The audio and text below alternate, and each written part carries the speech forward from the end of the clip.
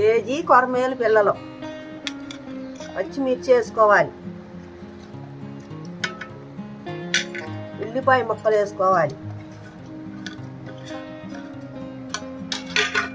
అల్లం పేస్ట్ తగినంత వేసుకోవాలి,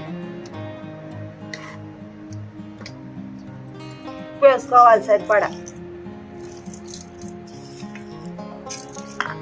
కారం తగినంత కారం,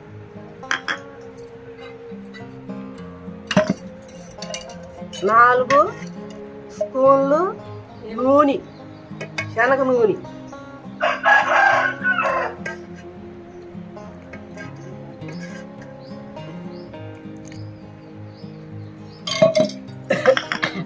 ఇది కలుపుకోవాలి చేతితో.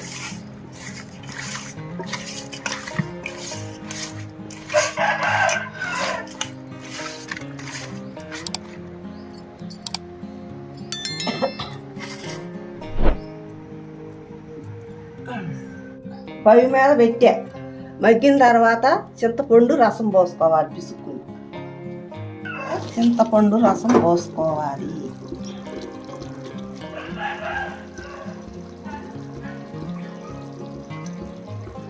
చింతపండు రసం పోస్తున్నాం. గిన్నెలో తీసుకుని చింతపండు తగినంత వేసుకుని ఒక తడవ కదుపుకుని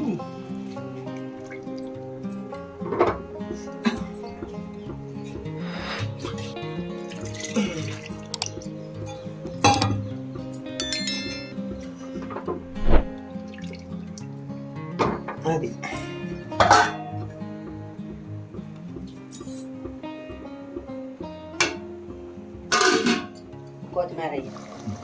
కొత్తిమీర కట్టి ఉడికినాక కొత్తిమీర వేసుకోవాలి.